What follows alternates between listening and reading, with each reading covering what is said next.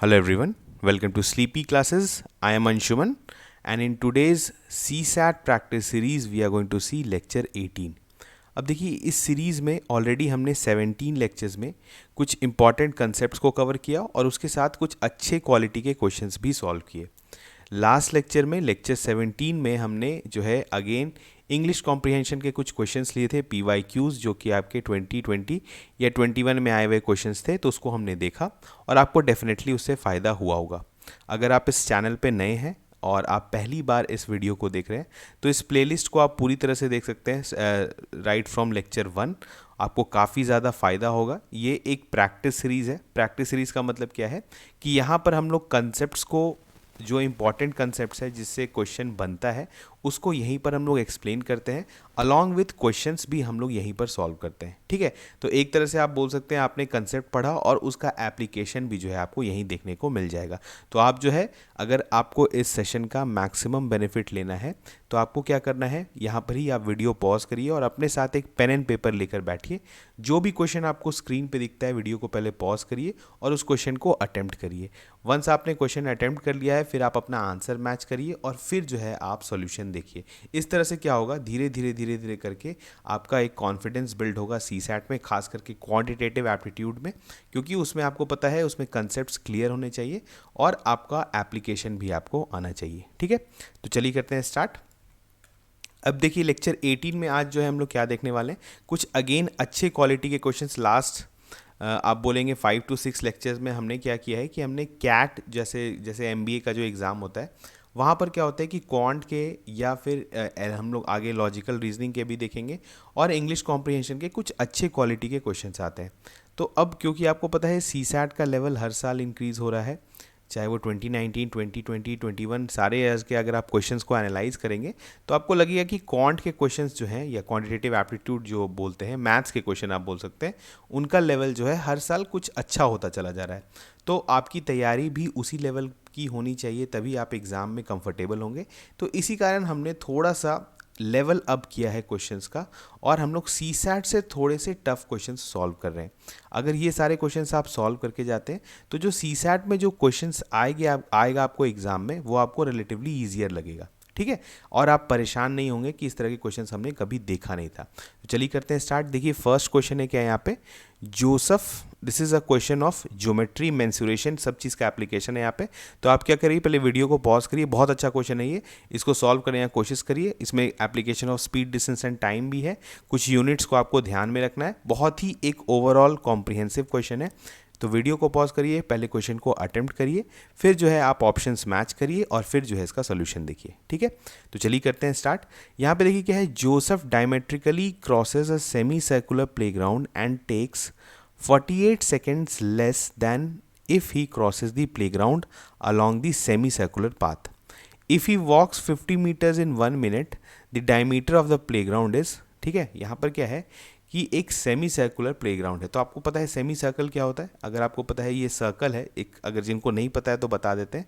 बहुत लोगों को नहीं पता रहता है, जिनका ज्योमेट्री और मेंसुरेशन उतना अच्छा नहीं रहता है। तो एक ये आप जानते हैं ये सर्कल है। अगर आप इस सर्कल का ये देखिए सेंटर है, ठीक है, इस सेंटर से होते हुए अगर आप कोई भी लाइन ड्रॉ करते हैं तो वो क्या होता है, उसका डायमीटर होता है। ठीक है, अगर, और आपको पता है एक डायमीटर जो है वो सर्कल को क्या करता है, दो इक्वल हाफ्स में डिवाइड करता है। तो ये जो इक्वल हाफ है इसको हम लोग बोलते हैं सेमी सर्कल। ठीक है, तो चलिए इस वाले ही डायग्राम को हम लोग ड्रॉ कर लेते हैं यहाँ पे। तो ये आपका हो गया एक, this is a semi circle. ठीक है, ये देखिए सेंटर है, यहाँ पर ये सेंटर है। अब यहाँ पर कुछ और इम्पॉर्टेंट या बेसिक कंसेप्ट्स ऑफ सर्कल क्या होता है, आपको पता है सेंटर से लेकर जो है आप अगर सर्कल के किसी भी पॉइंट पर अगर लाइन ड्रॉ करते हैं तो उसको हम लोग क्या बोलते हैं, रेडियस। तो ये भी आपका रेडियस हो गया, ये भी आपका रेडियस हो गया। ये जो सर्कल का था यहाँ पे रेडियस था, आप देख रहे हैं। और डायमीटर क्या होता है आपका, दोनों अगर रेडियस का कर देंगे ट्वाइस तो वो हो जाएगा डायमीटर। यानी बेसिकली इस लाइन का लेंथ जो है वो डायमीटर है। और हम लोग जानते हैं सेंटर से लेके अगर आप सर्कमफेरेंस पे कोई भी पॉइंट को ज्वाइन करते हैं तो वो रेडियस के बराबर होता है। तो डायमीटर इज इक्वल टू क्या हो गया, ट्वाइस ऑफ रेडियस। अगर आपका रेडियस आता है तो डायमीटर निकालने के लिए आपको क्या करना पड़ेगा, जस्ट डबल कर दीजिए। ठीक है, या अगर आपको डायमीटर आता है तो आपको रेडियस निकालना है तो जस्ट उसका हाफ करिए। चलिए हम लोग देखते हैं क्वेश्चन। यहाँ पर क्या है कि जोसेफ जो है वो इस पॉइंट पे खड़ा है। ठीक है, यहाँ पर इस पॉइंट पे खड़ा है और उसको इस पॉइंट पे बेसिकली जाना है। इसके पास दो रास्ते हैं, एक तो ये देखिए कर्व वाला जो पार्ट है इस पे जा सकता है, ठीक है, इसको हम लोग इस डायरेक्शन में दिखाते हैं, और ये वाला है एक स्ट्रेट लाइन जो डायमीटर होते हुए जो है एक रास्ता, एक ये है, ठीक है, दो रास्ता है इसके पास।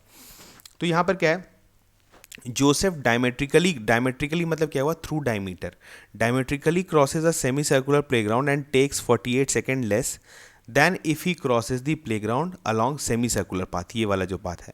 तो अब देखिए यहाँ पर क्या है, यहाँ पर अगर टाइम टी लेता है, चलिए हम लोग मानते हैं कि अगर वो डायमेट्रिकली क्रॉस करता है तो टाइम टी लेता है, ठीक है। तो जब अगर इसको सेमी सर्कुलरली क्रॉस करेगा तो कितना लेगा, टी प्लस आपको कितना दिया हुआ है 48 सेकेंड्स, ठीक है। यहाँ तक किसी को कोई भी परेशानी नहीं है। अगर वो इसके थ्रू जाता है तो चलिए हम लोग मान लेते हैं टाइम टी लगता है, और ये दिया हुआ है कि अगर वो डायमीटर के थ्रू जाता है तो 48 सेकेंड्स लेस लेता है। तो हम लोग अगर इसको टी माने हैं तो डेफिनेटली ये टी प्लस 48 सेकेंड हो जाएगा। अगर आप इसको टी माने होते तो ये कितना हो जाता है, टी माइनस 48। कोई भी आप मान सकते हैं, कोई फर्क उससे नहीं पड़ेगा। चलिए अब यहाँ पर क्या है कि यहाँ पर है if he walks 50 meters in 1 minute, यहाँ पर स्पीड भी दे दिया गया है, बहुत इजी हो गया आपके लिए। यहाँ पे स्पीड क्या दिया हुआ है, 50 मीटर पर मिनट, ठीक है। यहाँ पर यूनिट्स का बहुत ख्याल रखें। देखिए स्पीड, डिस्टेंस एंड टाइम में सबसे बड़ा जो दिक्कत आता है वो होता है कि यूनिट्स लोग ध्यान में नहीं रखते हैं। कहीं पर मीटर पर सेकंड है, कहीं पर आपको मीटर पर मिनट होगा, कहीं किलोमीटर पर आवर होगा, तो आपको यूनिट्स काफ़ी ध्यान देना है। जैसे बहुत लोग हो सकता है कि यहाँ पर बोलेंगे कि 50 मीटर इन 1 सेकंड सोच लें, ठीक है, तो उसको आपको नहीं देखना है, आपको ध्यान देना है कि यहाँ पर स्पीड क्या दिया हुआ है, 50 मीटर इन 1 मिनट। अब यहाँ पर अगर आपको मीटर पर मिनट में दिया हुआ है स्पीड, तो यहाँ पर आपको टाइम भी जो है वो क्या करना पड़ेगा, मिनट्स में लेना पड़ेगा। अगर आप मिनट्स में लेंगे तो ये देखिए टाइम हम लोग मिनट्स में ही मान लेते हैं, लेकिन ये 48 सेकेंड्स है। ये 48 सेकेंड्स को आपको क्या करना पड़ेगा, मिनट में चेंज करेंगे। तो मिनट में, 1 मिनट में आपका कितना होता है, 48 सेकेंड होता है। तो सिंपली हमको क्या करना है, सॉरी 60 सेकेंड्स होता है। तो आपको क्या करना है, 48 को जो है वो 60 से डिवाइड कर दीजिए, तो आपका कितना आ जाएगा, अगर ये 6 8 48 होता है, यानी 0.8 मिनट जो है वो आपका हो गया। 48 सेकेंड्स को आप 0.8 मिनट लिख सकते हैं। तो ये जो है हम लोग उसको 48 सेकेंड की जगह इसको हम लोग इरेज कर लेते हैं, इसको इरेज कर लेते हैं हम लोग। एक मिनट जल्दी से ड्रॉ भी कर लेते हैं हम लोग ये सारा। ये इधर अगर टाइम टी लग रहा है तो ये हो गया टी प्लस 0.8 मिनट, ठीक है। और स्पीड कितना दिया हुआ है, 50 मीटर पर मिनट। चलिए अब यहाँ पर क्या है कि यहाँ पर ये जो डिस्टेंस है, ये अगर आप देखेंगे अगर डायमेट्रिकली जा रहा है तो डिस्टेंस कितना है, बेसिकली इसका ये रेडियस है, ये भी रेडियस है, और ये पूरा डिस्टेंस कितना है, डायमीटर के बराबर है। तो हम लोग क्या करते हैं, डायमीटर ही लिख देते हैं, डायमीटर डिवाइड, क्योंकि डिस्टेंस डायमीटर के बराबर है और हमें डायमीटर निकालना भी है, तो हम लोग डी के ही टर्म में लगते हैं, रेडियस लिखाने का हमें कोई ज़रूरत नहीं है। तो डी को अगर आप करते हैं, डी को डिवाइड कर दीजिए टी से, तो ये हो गया आपका स्पीड, ठीक है। अब देखिए स्पीड तो दोनों के केस में सेम है, चाहे वो इधर से जाए चाहे उधर से जाए। तो हम लोग क्या करते हैं, दोनों केस में स्पीड को इक्वेट कर देते हैं, तो हमें टी पता चल जाएगा। यहाँ पर देखिए, यहाँ पर अगर डायमेट्रिकली ऑपोजिट पॉइंट, मतलब डायमेट्रिकली जो अगर क्रॉस करता है इस सेमी सर्कल को, तो उस केस में डिस्टेंस क्या क्रॉस किया, आपका जो डायमीटर है, तो स्पीड कितना हो गया, डी बाई टी। अब आपको पता है अगर हम लोग सेमी सर्कुलरी वे में इसको क्रॉस करता है जोसेफ, तो उसमें लगता है टाइम कितना, पॉइंट टी प्लस 0.8। लेकिन डिस्टेंस कितना है आपको पता है, ये क्या होता है, ये देखिए सेमी सर्कल का सरकमफेरेंस क्या होता है। अगर आप सिर्फ ये जो है कर्व वाला पार्ट देखें तो ये क्या है, पूरे का कितना होता है आपको पता है, 2 पाई आर होता है, ठीक है, 2 पाई आर होता है, या फिर आप इसको पाई डी भी बोल सकते हैं, क्योंकि 2 आर बराबर डी होता है डायमीटर। तो अगर आपका हाफ सेमी सर्कल का बात करें तो कितना हो जाएगा, पाई डी बाई 2, ठीक है। तो ये जो आपका सर्कल का ये जो कर्व पार्ट का जो है लेंथ कितना हो जाता है, पाई डी बाई 2। तो हम लोग वही लिखते हैं, पाई डी बाई 2, और इस केस में टाइम कितना लग रहा है आपका, टी प्लस 0.8, ठीक है। चलिए बस इसको आपको सॉल्व करना है। देखिए डी डी अगर आपका कैंसिल हो गया, यहाँ से अगर आप देखेंगे तो ये आपका आ जाएगा 2t plus 1.6 is equal to आपका है, ये इधर आ जाएगा पाई टी, ठीक है। पाई टी मतलब पाई का वैल्यू आपको कितना होता है पता है, 22/7। तो आप इसको टी को 2t को उधर भेज दीजिए, तो 22/7 माइनस 2 लिख सकते हैं, ठीक है, इंटू टी, और ये किसके बराबर हो जाएगा, 1.6। तो 7 2 ज़ा 14, और ये कितना हो जाएगा, 8/7t इज इक्वल टू 1.6। तो ये कितना हो गया, 0.2, एंड टी, और ये 7 उधर गया तो कितना हो जाएगा, यानी टी इज इक्वल टू आपका आ जाएगा 1.4 मिनट्स, ठीक है। ये आपका आ गया टी जो है टाइम 1.4 मिनट्स। अब आपको टी आ गया तो आपसे एक्चुअली पूछ क्या रहा है, डायमीटर पूछ रहा है, तो आप किसी में भी इक्वेट कर दीजिए। जैसे ये भी स्पीड के बराबर था डी बाई टी, तो हम लोग क्या करते हैं, डी बाई टाइम कितना है 1.4, और ये किसके बराबर आपको दिया हुआ है, देखिए स्पीड आपको दिया हुआ है 50 मीटर पर मिनट, तो इसको सिर्फ 50 से मल्टीप्लाई कर दिए तो आपका कितना आता है, अगर d इज इक्वल टू कितना आ जाएगा आपका 70 मीटर्स। तो आपका सही ऑप्शन कौन सा हो गया, ऑप्शन बी। तो डायमीटर जो है वो आपका क्या है 70 मीटर्स। देखिए कहीं कहीं पे हो सकता है आपसे रेडियस भी पूछ लिया जाए, तो उस केस में ये सब ध्यान रखिए कि रेडियस जो है वो डायमीटर का हाफ हो जाएगा। ठीक है, चलिए बढ़ते हैं नेक्स्ट क्वेश्चन। ये again this is a very good question of alligation, आपको सॉल्व करना है। एलिगेशन के कंसेप्ट को हमने पिछले क्लास में ही देखा था कि हम लोग कैसे लगाते हैं, और वहाँ पर हम लोग को किन चीज़ों का ध्यान रखना है। ठीक है, तो वही सारे कंसेप्ट्स जो है अप्लाई होंगे। अगर आपको नहीं समझ में आया है और अगर आपको ये क्वेश्चन में बनाने में आपको प्रॉब्लम आती है, तो हमारा जो पिछला जो है जो इसके पहले वाला के पहले जो 16th लेक्चर है, उसमें अगर आप देखेंगे तो वहाँ पर हमने एलिगेशन के कुछ कंसेप्ट्स को डिस्कस किया है और कुछ क्वेश्चन भी सॉल्व किया है, तो आप वहाँ पर देख सकते हैं। ठीक है, अब यहाँ पर देखिए क्या है, there are 2 drums each containing a mixture of paint A and B. ठीक है, यहाँ पे देखिए 2 ड्रम है, हम लोग बना देते हैं, दिस इज ड्रम 1 बोल देते हैं, ड्रम 1, और ये जो है ड्रम 2 है।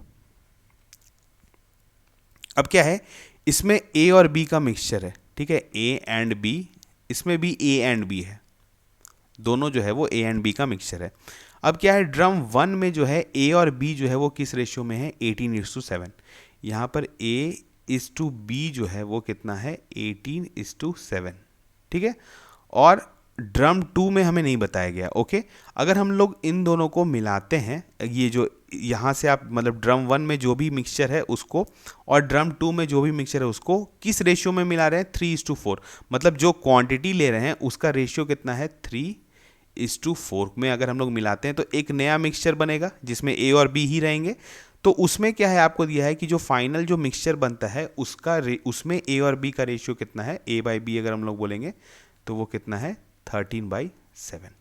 ठीक है, अब ये क्वेश्चन क्या है आपका, सिंपल बन गया है, सिर्फ एलिगेशन का क्वेश्चन है। तो आपसे पूछा जा रहा है कि in drum 2 then A and B were in the ratio, मतलब ये जो ड्रम 2 में ए और बी का आपको निकालना था, क्या रेशियो है। अब देखिए इस क्वेश्चन में आपको ध्यान देना है कि यहाँ पर ए और बी का रेशियो दिया हुआ है। ठीक है, और जब आप मिला रहे हैं तो आप बेसिकली पूरा मिक्सचर को मिला रहे हैं, तो हमने बताया था कि यहाँ पर जो रेशियो दिया रहता है आपको डिनोमिनेटर में देखना है वही क्वांटिटी जो चीज़ आप एक्चुअली मिक्स कर रहे हैं। तो आप मिक्स क्या कर रहे हैं, आप टोटल मिक्सचर को मिक्स कर रहे हैं। तो यहाँ पर A:B का रेशियो दिया हुआ है, तो हमें क्या करना है, या तो आप A:टोटल का रेशियो ले लीजिए, ठीक है, या B:टोटल का रेशियो ले लीजिए, कोई भी लीजिए, कोई फर्क नहीं पड़ता है, हम लोग A:टोटल का मान लेते हैं। तो अगर A और B जो है वो 18:7 के रेशियो में है ड्रम 1 में, तो A:टोटल का रेशियो कितना हो गया आपका, 18, और मतलब 18:7 है तो 18 + 7 कितना हो गया आपका 25, तो कितना हो जाएगा 18/25। ठीक है, सेम चीज़ है यहाँ पर भी है, लेकिन हमें यहाँ नहीं पता है तो यहाँ पर हम लोग रेट मान लेते हैं R। फाइनली जब आप मिक्सचर मिक्स करते हैं 3:4 के रेशियो में, तो उसमें A और B जो है वो कितना है, 13:7 है। अगर 13:7 है तो हम लोगों को क्या करना पड़ेगा, सिर्फ यहाँ पर भी क्या है, A:टोटल का रेशियो ले लीजिए, तो वो कितना हो जाएगा, A:टोटल का रेशियो कितना है 13, और 13 + 7 कितना हो गया आपका 20। ठीक है, तो हमें पता चल गया। जल्दी से हम लोग जो है इसको क्या करते हैं, इरेज कर लेते हैं अच्छे से। यहाँ पर अब आपको क्लियरली समझ में आएगा सारा चीज़। यहाँ पर क्या है कि हम लोग को एक ड्रम 1 है, उसमें A:टोटल का रेशियो जो है वो कितना है, 18:25। ड्रम 2 है, इसमें हमें नहीं पता है तो हम लोग ये मान लेते हैं कि रेशियो R है। और फाइनली जो था उसमें कितना है आपका टोटल, A:टोटल कितना हो गया, 13:20। ठीक है, और ये किस में मिला रहे हैं आप, 3:4। तो आपको पता है, बस आपको ऐसे करना रहता था, ये आप देखते होंगे एलिगेशन का एक डायग्राम बना रहता है। तो हम लोग जल्दी करते हैं, जल्दी देखिए, यहाँ पर हो जाएगा आपका 3/4 किसके बराबर हो जाएगा, यहाँ पर अगर करते हैं आप 13/20 माइनस R, और ये हो जाएगा आपका 18/25 माइनस 13/20। बस आप इसको सॉल्व कर दीजिए। अगर इसको 4 से ये उधर हम लोग भेजते हैं तो ये हो जाएगा आपका 54/25 minus 39/20 will be equal to 4 है, तो ये कितना आ जाएगा आपका, 420 से ये तो गया 13/5 हो जाएगा, और ये आपका आ जाएगा -4R। ठीक है। अब इसको हम लोग सॉल्व करते हैं, 4r को हम लोग जो है उधर भेज देते हैं, ठीक है। तो ये आपका आ गया 13/5 प्लस 39/20 एंड माइनस 54/25, ठीक है। सबका आप एलसीएम ले लीजिए, एलसीएम आपका आ जाएगा 100, ठीक है, 100 आ गया। और ये है इधर 4r, अगर इसको हम लोग करते हैं 520, ठीक है, तो 20 टाइम्स हो गया, तो आपका कितना हो जाएगा, 20 अगर करेंगे तो 260 प्लस अगर हम लोग 5 ना ये करते हैं 25 टाइम्स हो जाएगा, तो 5 9 ज़ा 45 एंड 4 5 3 ज़ा 15, तो 195 हो जाएगा। और ये माइनस कितना हो जाएगा, 25 4 है तो 4 4 ज़ा 16, ठीक है, और कैरी 1 तो कितना हो जाएगा 216। अब देखिए 260 माइनस 216 आपका कितना हो जाएगा, आपका हो जाएगा 44, ठीक है, आपका आ जाएगा 44, यस हाँ 44 आएगा। और 44 प्लस 195 अगर आप करेंगे तो कितना हो जाएगा, जल्दी से बताइए। ये हो जाएगा आपका 239 डिवाइडेड बाई कितना आ गया आपका 100, और ये किसके बराबर है 4r। अब देखिए r आपको निकालना है, तो 4 को इधर भेजेंगे तो 239 डिवाइडेड बाई 400। तो ये हमें क्या मिला है, जो आपका ड्रम 2 है उसमें a इज टू टोटल का रेशियो, तो a इज टू टोटल का रेशियो अगर है 239/400, मतलब टोटल 400 है और a जो है वो 239 है, तो b कितना हो जाएगा, सिंपली 400 में अगर आप 239 माइनस करेंगे तो कितना आ जाएगा 161। तो आपसे पूछ रहा है a इज टू b का रेशियो, तो अगर आप a इज टू b का रेशियो निकालेंगे तो वो कितना आ जाएगा 239:161। तो आपका सही ऑप्शन कौन सा दिख रहा है, ऑप्शन बी, ठीक है। बहुत अच्छा क्वेश्चन था, लेकिन आपको इसमें कंसेप्ट पता होना चाहिए कि आप किन रेशियोज को इक्वेट करेंगे। ऐसा नहीं है कि आप a टू b के रेशियो को इक्वेट कर देंगे, क्योंकि आपको पता है आप पूरे मिक्सचर को मिक्स कर रहे हैं ना 3:4 के रेशियो में, ना ही आप a को निकाल के कर रहे हैं या b को कर रहे हैं, आप पूरे मिक्सचर को मिला रहे हैं और एक नया मिक्सचर क्रिएट कर रहे हैं। तो वहाँ पर आपको ध्यान देना है कि आपके डिनोमिनेटर में क्या है, ठीक है। चलिए बढ़ते हैं next question. This is again a very good question, इसको भी आपको सॉल्व करना है। वीडियो को पॉज करिए और इस क्वेश्चन को अटेम्प्ट करने की कोशिश करिए। इस तरह का क्वेश्चन देखिए सीसैट में पूछा जा सकता है। ये कंसेप्ट ओरिएंटेड क्वेश्चन है, थोड़ा सा दिमाग इसमें लगेगा और ये अब बोल सकते हैं नया टाइप का भी क्वेश्चन है, ठीक है। यहाँ पर क्या दिया हुआ है, if n and x are positive integers, ठीक है। यहाँ पर देखिए n और x जो है वो पॉजिटिव इंटीजर है। अब यहाँ पे फिर कंसेप्ट ऑफ नंबर सिस्टम आ जाता है। पॉजिटिव इंटीजर क्या हुआ, आपको पता है इंटीजर्स क्या होता है, माइनस इन्फिनिटी से लेकर आपको पता है 0 और फिर वहाँ से 1 2 देन टू इन्फिनिटी। अब पॉजिटिव इंटीजर्स का जब बात होता है तो आपको पता है कौन सा हो जाएगा, यहाँ से जो है आपका 1 से लेके इन्फिनिटी, ठीक है। यहाँ पर देखिए क्या है, if n and x are positive integers such that n raise to the power n is equal to 2 raise to the power 160। यहाँ पर क्या दिया हुआ है, n एक पॉजिटिव इंटीजर है और n इज टू n जो है वो किसके बराबर है, 2 रेज टू द पावर 160। अब आप कैसे निकालेंगे कि n क्या है यहाँ पर, तो यहाँ पर आपको ध्यान देना है, कुछ आपको ऐसा क्वांटिटी आना चाहिए n का, क्योंकि n पे पावर n है, मतलब दोनों सेम होने चाहिए और ये किसके बराबर दिया हुआ है 2 रेज टू द पावर 160। तो हमें क्या करना पड़ेगा, इसी का डिफरेंट वर्जन लेना पड़ेगा जो कि इस फॉर्मेट में हो n इज टू n। अब वो कैसे लेंगे, देखिए 2 पे पावर 160 है, ठीक है, 2 पे पावर 160 है, तो हम लोग क्या करते हैं, एक 2 जो है आपको पता है इसको हम लोग ऐसे लिख सकते हैं, देखिए 2 रेज टू द पावर 2, ठीक है, और आपको पता है ऊपर हम लोग इसका होल टू द पावर अगर हम लोग कर दें 80, तो ये क्या हो जाएगा आपका 2 स्क्वायर कितना होता है 4, तो 4 रेज टू द पावर 80 हो जाएगा, ठीक है।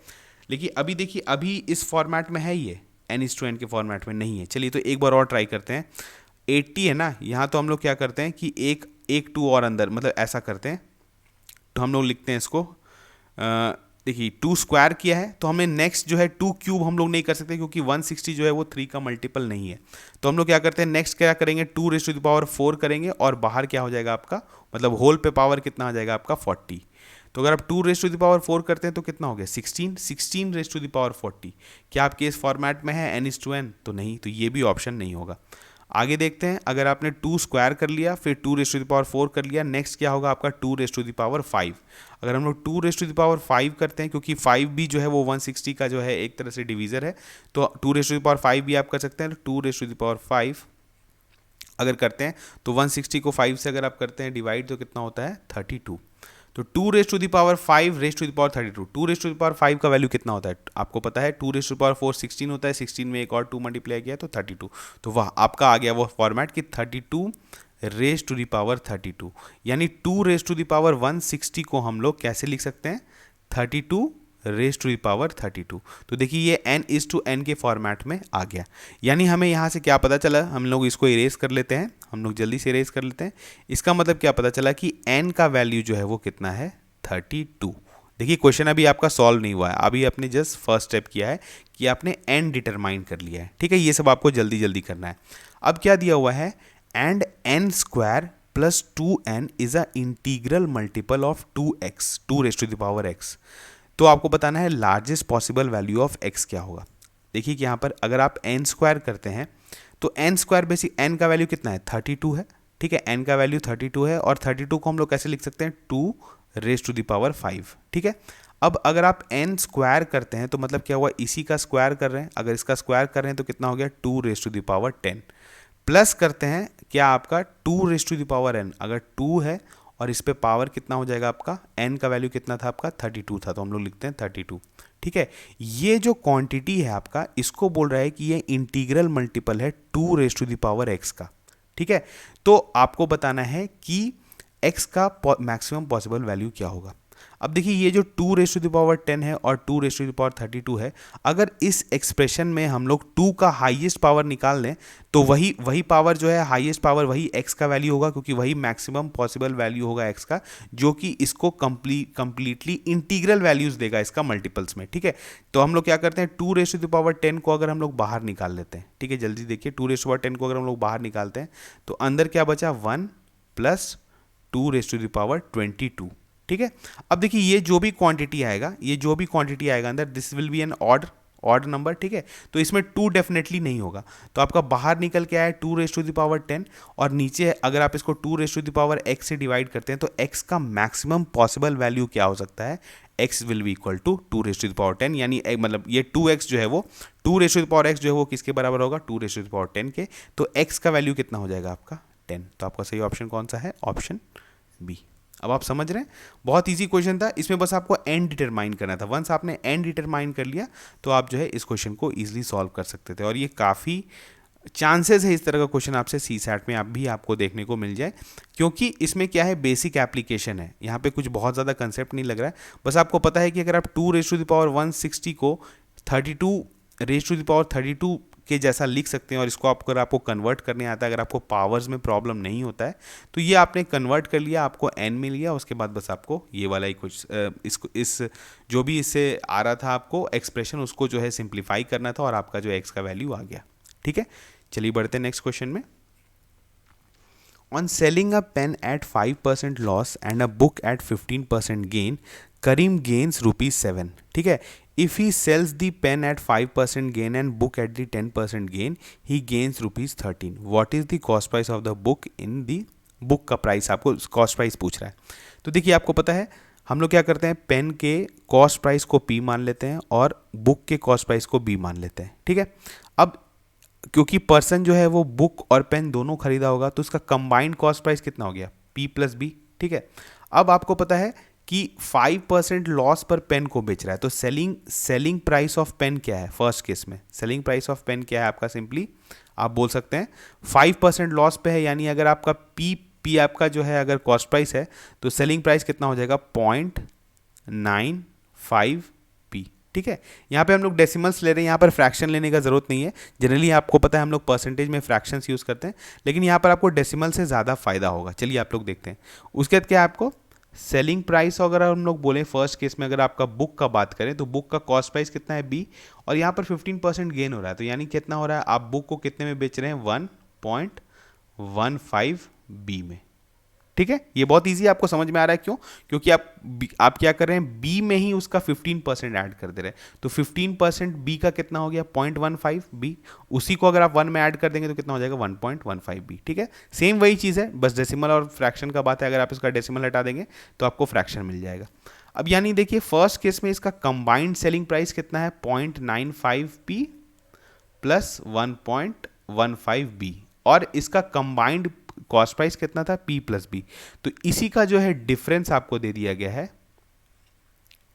₹7। तो जल्दी से करिए, यहाँ पर कितना आ जाएगा आपका, अगर करेंगे तो ये आ जाएगा आपका 0.15B और ये हो जाएगा minus 0.05P is equal to 7।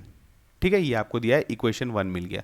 Same है, डायरेक्टली जो है हम लोग आपको जो ऐसे कर रहे हैं, आपको पता है कि 5% गेन हो रहा है और 10% या कहीं पर गेन हो रहा है तो उसको पॉजिटिव में लेते हैं। तो कितना 5% गेन हो रहा है किसका, आपके कॉस्ट प्राइस ऑफ पेन का, तो वो कितना हो जाएगा 0.05, ऐसे लिखते हैं 0.05P।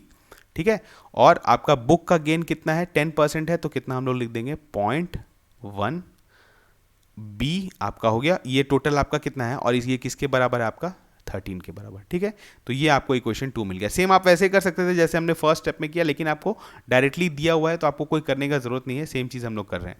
तो यहाँ पर देखिए आपका जो है, इसको अगर आप दोनों को सॉल्व करेंगे तो ये वाला जो है 0.05P जो है वो कट हो जाएगा और आपका क्या बचेगा यहाँ पर 0.25B इज इक्वल टू 20। ठीक है, तो B बराबर कितना आ जाएगा 20/0.25, तो इसको करते हैं, ये 100 हो गया, तो 25/4 यानी आपका आ गया 80 रुपीज़। तो आपसे पूछ क्या रहा है, बुक का ही प्राइस पूछ रहा है, यानी आपसे B पूछ रहा है तो B का वैल्यू कितना हो गया आपका ₹80।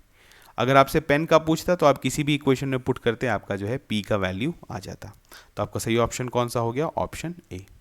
क्वेश्चन अच्छा था देखिए, लेकिन इसमें एप्लीकेशन था, बस कुछ आपको क्या करना था, 2 इक्वेशन बनाना था और इक्वेशन को अगर आप सॉल्व करते तो आंसर आ जाता है। ठीक है, हमने प्रॉफिट एंड लॉस में बहुत सारा क्वेश्चन सॉल्व किया है, जहाँ पर जनरली हम लोग क्या करते हैं, परसेंटेज को फ्रैक्शन में कन्वर्ट कर देते हैं, लेकिन यहाँ पर कोई ज़रूरत नहीं था, आपको बहुत ज़्यादा ऑपरेशन नहीं करना है, बस 2 इक्वेशन को सॉल्व करना है। तो आप चाहे डेसिमल में लीजिए या फ्रैक्शन में लीजिए, कुछ खास फर्क नहीं पड़ता है। तो इसी कारण हमने इसको डेसिमल्स में ही रखा। ठीक है, चलिए बढ़ते हैं next question. The product of two positive number is 616. ठीक है, if the ratio of the difference of their cubes to the cube of their difference is 157:3, then the sum of the two number is। देखिए ये question जो है थोड़ा सा calculation intensive है, लेकिन हम लोग यहाँ पर प्रैक्टिस करेंगे। अगर ये जो हमारा CSAT प्रैक्टिस सीरीज है, तो एग्ज़ाम में आप इस तरह के क्वेश्चंस को ध्यान में रखेंगे कि हो सकता है कि ये कैलकुलेशन इंटेंसिव हो, और इसमें आप अपना कुछ टाइम सेव कर सकते हैं कि इस क्वेश्चन को आप लेटर ऑन के लिए रखिए, कि वंस आप सारे इजी क्वेश्चन जब आपने CSAT के सॉल्व कर लिए हैं, क्वांट के सॉल्व कर लिए हैं, तब जाके आप इस तरह के क्वेश्चंस को अटेम्प्ट किया करिए। ठीक है, इसी कारण यहाँ पर हम लोग जो है प्रैक्टिस करा रहे हैं। इससे आपको ये भी पता चलेगा कि आपको कौन से क्वेश्चंस को पहले सेलेक्ट करना है और किस क्वेश्चन को जो है वंस आपने सारा इंपॉर्टेंट और ईजी जो है पिकिंग्स को ले लिया है, उसके बाद आप जो है ये सारे क्वेश्चंस को अटेम्प्ट कर सकते हैं। चलिए हम लोग सॉल्व करते हैं। अब वीडियो पॉज करके क्वेश्चन को अटेम्प्ट जरूर करिए और अब हम जो है इसका सॉल्यूशन देखते हैं। देखिए यहाँ पर क्या देवा है, the product of two positive number is 616। Positive number का बात हो रहा है, तो चलिए हम लोग क्या लेते हैं, एक को ले लेते हैं A, एक को ले लेते हैं B। ठीक है, यहाँ पर क्या दिया हुआ है कि इनका जो प्रोडक्ट है, मतलब AB जो है वो किसके बराबर है 616। ठीक है, if the ratio of the difference of their cubes, अब इनका क्यूब क्या है, A क्यूब है और B क्यूब है। ठीक है, लेकिन इसका difference A cube minus B cube, और किसका रेशियो दिया हुआ है, cube of their difference. Cube of their difference मतलब डिफरेंस कितना है A माइनस B और इसका क्यूब। ठीक है, ऊपर में देखिए क्या है, ऊपर में क्या है कि इंडिविजुअल क्यूब्स का डिफरेंस है, और नीचे क्या है, जो अब हम लोग जो डिफरेंस ले रहे हैं उसका क्यूब। ठीक है, इसका रेशियो कितना दे दिया गया है 157:3। ठीक है, तो आपको बताना है कि A प्लस B का वैल्यू क्या होगा। अभी हम लोग कैसे निकालेंगे, बस आपको यह अगर आप इसको थोड़ा सा इसमें एल्जेब्रिक रीअरेंजमेंट करिएगा तो आपको खुद ब खुद आंसर दिखने लगेगा। ठीक है, चलिए देखते हैं। अब आपको पता है A cube minus B cube का वैल्यू कितना होता है, A माइनस B और ब्रैकेट के अंदर A square plus AB plus B square. ठीक है, और नीचे आपका कितना है A माइनस B का होल क्यूब। अब देखिए ऊपर A माइनस बी है और नीचे है A माइनस बी का होल क्यूब, तो एक A माइनस बी कट जाएगा, तो यहाँ पर क्या बचेगा आपका, इसको हम लोग लिखते हैं ऐसे A square plus AB plus B square divided by A minus B का अब हो जाएगा होल स्क्वायर, और ये किसके बराबर है 157/3। ठीक है, अब देखिए आपको हम लोग को किस तरह से अरेंज करना है, हमें A स्क्वायर का नहीं वैल्यू पता है, हमें B स्क्वायर का वैल्यू नहीं पता है। ठीक है, लेकिन हमें AB का वैल्यू पता है। ठीक है। तो हम लोग क्या करते हैं, इसको थोड़ा सा रीअरेंज करते हैं। देखिए यहाँ पे A square plus A B plus B square है। अगर हम लोग को इसको कन्वर्ट करना पड़े ए माइनस बी का होल स्क्वायर में, तो हम लोग को क्या चाहिए, एक माइनस टू ए बी चाहिए। तो हम लोग इसको ऐसे लिखते हैं, देखिए ए स्क्वायर प्लस बी स्क्वायर, और मैं लिख रहा हूँ यहाँ पर माइनस टू ए बी, ठीक है, मैंने अपने से जोड़ा है माइनस टू ए बी। तो अगर इसमें माइनस टू ए बी घटाया है तो हमें जोड़ना पड़ेगा ऐसे ही सिमिलर टू ए बी, और पहले से यहाँ पर प्लस ए बी तो है ही, ठीक है। बस अब मैं कुछ नहीं कर रहा हूँ, थोड़ा सा रीअरेंजमेंट कर रहा हूँ। और नीचे कितना आ जाएगा आपका ए प्लस बी का होल स्क्वायर, और ये किसके बराबर है आपका 157/3, ठीक है। चलिए, तो ये देखिए क्या हो जाएगा, A square plus B square minus two A B कितना हो गया आपका ए माइनस बी का होल स्क्वायर। तो हम लोग इसको जो है यहाँ पर लिखते हैं ए माइनस बी का होल स्क्वायर प्लस कितना हो जाएगा 3ab और divided by A minus B का होल स्क्वायर, और ये किसके बराबर है 157/3। यहाँ पर अगर आप देखेंगे तो ये देखिए, ये अगर आप इसको अगर अलग अलग करते हैं तो A minus B square divide by A minus B square कितना हो गया 1। तो हम लोग यहाँ पर लिखते हैं 1 प्लस, बस स्टेप कर रहे हैं, कुछ नहीं कर रहे हैं, 3ab divided by A minus B का होल स्क्वायर, और ये क्या हो जाएगा किसके बराबर 157/3, ठीक है। अगर आप इसको करेंगे यहाँ पर 1 को उधर भेजते हैं तो कितना हो जाएगा 3ab by A minus B का होल स्क्वायर, ये किसके बराबर हो गया 154/3, ठीक है। चलिए अब इसको सॉल्व कर लेते हैं। देखिए ए बी का वैल्यू हमें पता है कितना है 616, तो हम लोग यहाँ पर करते हैं, इसको जो है थोड़ा सा इरेज कर लेते हैं हम लोग। आपको पता चल गया होगा सारा कैलकुलेशन, तो आपको याद है यहाँ पर क्या आ रहा है मेरा 3ab by A minus B का होल स्क्वायर किसके बराबर था आपका 154/3, ठीक है।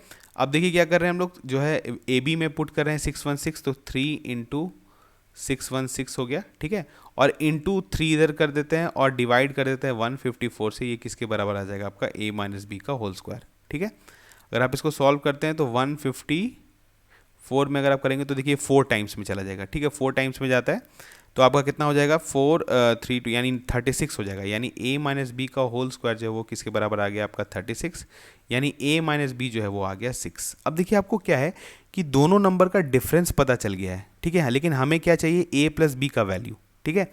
तो अगर आप देखेंगे यहाँ पर a b का वैल्यू जो है आपका वो कितना है 616 है, ठीक है। तो हमें क्या चाहिए a और b के बीच में जो भी आपको पता है जो 616 है, इसका एक फैक्टर a है और एक फैक्टर b है, ठीक है। अब 616 को क्या करना पड़ेगा हमें, आपको पता है as a product of factors में ब्रेक डाउन करना पड़ेगा, जो हमने नंबर सिस्टम में बहुत बार किया है। अब तो कैसे करेंगे, सबसे पहले हम लोग क्या करते हैं, इसको प्राइम फैक्टराइज कर देते हैं, ठीक है, हमें प्राइम फैक्टर्स में आ जाएगा।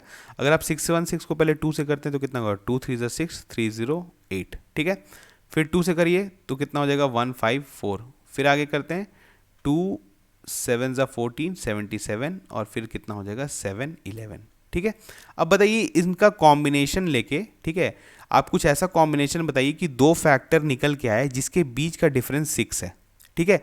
तो यहाँ पर आप देखिए 2 2 4 इंटू 7 कर देंगे तो कितना हो जाएगा 2 2 4 7 4 28, ठीक है 28, और यहाँ पर अगर आप देखेंगे 2 इंटू 11 कितना आ जाएगा 22, तो यानी 28 इंटू 22 भी जो आपका कितना वैल्यू देता है 616, और इनके बीच का आप डिफरेंस भी देखेंगे तो कितना आ जाएगा आपका 6, क्योंकि यहाँ पर हमें a माइनस बी जो है वो 6 के बराबर होना चाहिए। तो हमारा यही जो है आपका फैक्टर पेयर होगा, तो यानी a का वैल्यू जो है वो 28 हो गया और b का वैल्यू जो हो गया वो 22।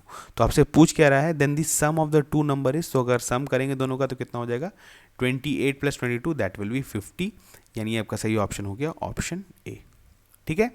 तो आपने देखा हमने स्टेप बाय स्टेप प्रोसीड किया है, कहीं से भी हमने किसी भी स्टेप को स्किप नहीं किया है, और मैंने कहा था आपको स्टार्टिंग में कि ये क्वेश्चन जो है थोड़ा सा कैलकुलेशन इंटेंसिव है, विदाउट आपको एक्सप्रेशंस में गए हुए, एल्जेब्रिक एक्सप्रेशन में गए हुए ये क्वेश्चन नहीं बनेगा, ठीक है। बहुत लोग हो सकता है कि इसमें जो थोड़े मैथ्स में अच्छे हों वो डायरेक्टली पहले 616 को फैक्टराइज कर दें और वहाँ पर से कुछ करके कुछ दिमाग लगा के हो सकता है हिट एंड ट्रायल से बना लें, लेकिन आपको नहीं जाना है। आपको ये सारे क्वेश्चंस जब आपके पास टाइम बच जाए, जब आपने क्वांट के, लॉजिकल रीजनिंग के, इंग्लिश कॉम्प्रिहेंशन के इजी क्वेश्चन सॉल्व कर लिया है, तब आप जाके इस क्वेश्चंस को सॉल्व कर सकते हैं। और इसमें बुद्धिमानी भी है कि आप इस तरह के क्वेश्चंस को सीसैट में अवॉइड भी कर सकते हैं, क्योंकि आपको पता है this is a qualifying exam.